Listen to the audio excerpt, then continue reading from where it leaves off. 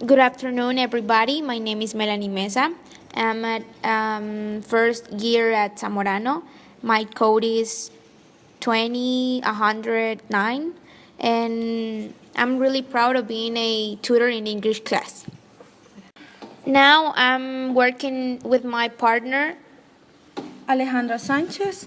I am at first year in Zamorano too, and we are being tutors for you.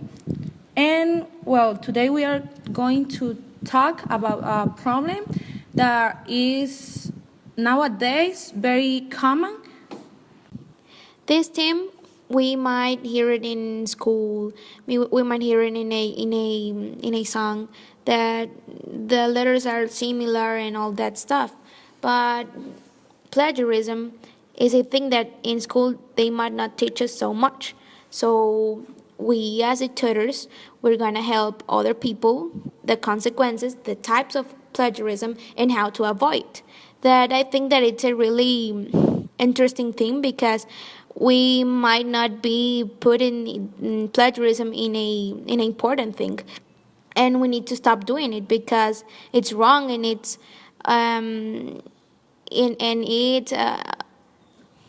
So, guys, you may be asking what it is. So, plagiarism is the action of taking credit by some idea or action that someone else did, and you take as your own idea or your own action or even your own words.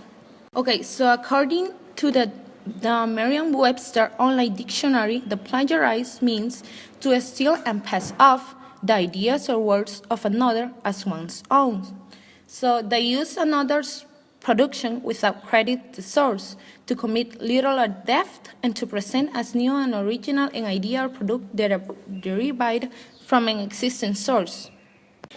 So, in other words, plagiarism is an act of fraud. It involves both stealing someone else's work and lying about it afterward. So we need to think in what we would think, what we would thought, or what we would feel if someone that hasn't put in enough effort in some work presents it and it has all the points, and he might don't be as truth or as sincere or as we think. So Okay, so there are many types of plagiarism, and some of them are direct plagiarism, self-plagiarism, mosaic plagiarism, and accidental plagiarism. So direct plagiarism is the word-for-word transcription of a section of someone else's work without attribution and without quotation marks.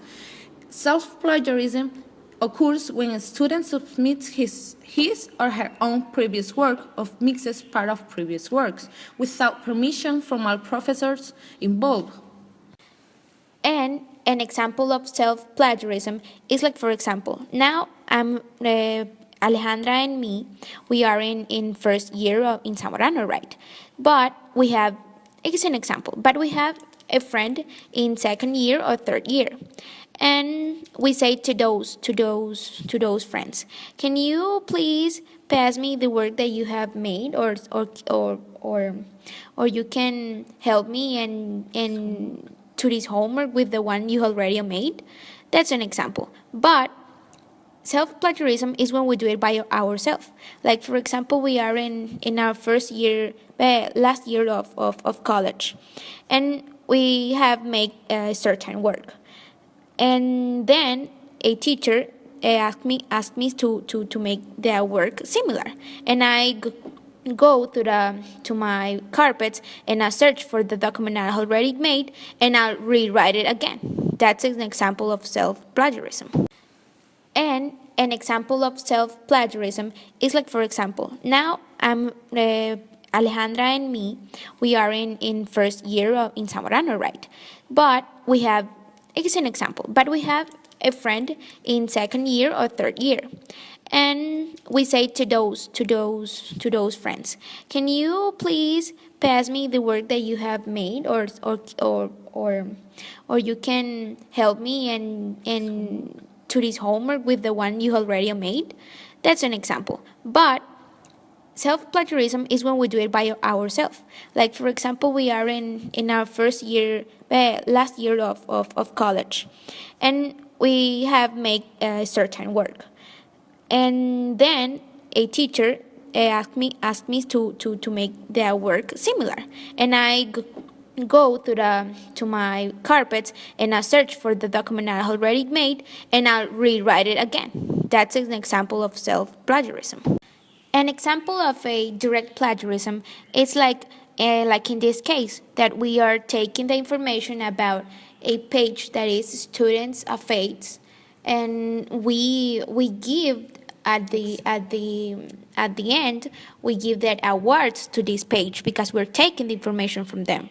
But if we don't say from where we take the information, or we take that information as our own, we are making plagiarism, because if someone else read it, he will say that the information we did it, but it's not okay because we haven't made it.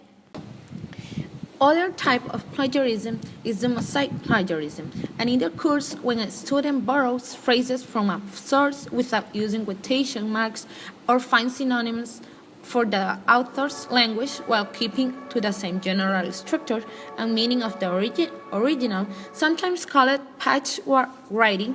This kind of paraphrasing, whether intentional or not, is academically dishonest and punishable.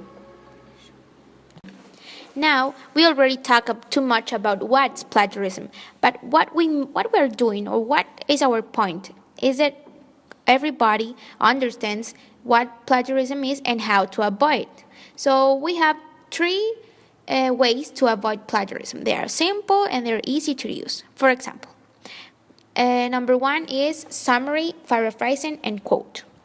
The second way to avoid plagiarism is the paraphrase. A paraphrase is typically the same length as the original text but written by your own, like a summary. So, a paraphrase of a page will be about a page. A paraphrase of a paragraph will be roughly the same length as the original paragraph. The real trick of paraphrasing is making sure you use your own words, but not using the words from the original source. The third way to avoid plagiarism is by quotes. A quote seems so easy because you merely take the original text, put in quotation marks, and put it to your paper.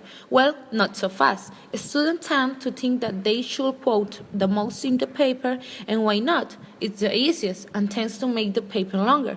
But by quoting someone, you are saying something about the text. You are saying that the way the person wrote the text, him or herself, is so powerful and so impactful that if you were to rewrite it in any way, it will lose its impact and value. If that's not the case, you should summarize or paraphrase it. You should actually quote the list. That means that if you put marks around text, it better be really powerful language. So, with summary, paraphrase, and quote, for which of the three do you need a citation? This is a trick question. They all need a citation. If you borrow any ideas or language for someone or text or a YouTube video, you must include a citation. A good rule of thumb of summary, paraphrase, and quote is also 1. Introduce the ethos of the author or original text. 2. Include the summary, paraphrase, or quote. 3. Cite the original source. And 4. Discuss the borrowed material and how it relates to the remainder of your point, paragraph, or paper. Okay, guys, so thanks for listening to us. And wait, what we're talking about plagiarism is not by our own words. So at the end of the video, in the description, you will find the links of where we take this information, so to explain you that we are not taking these words by our own.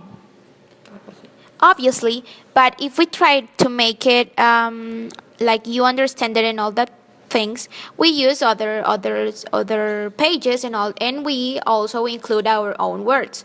But as Alejandra, my partner, said, at the end of the video will be the description, the pages where we take that information. So what we learn about this is that we must use our own ideas to do our work, because they are our thoughts, and we need to be proud about what we are writing, or what we are saying.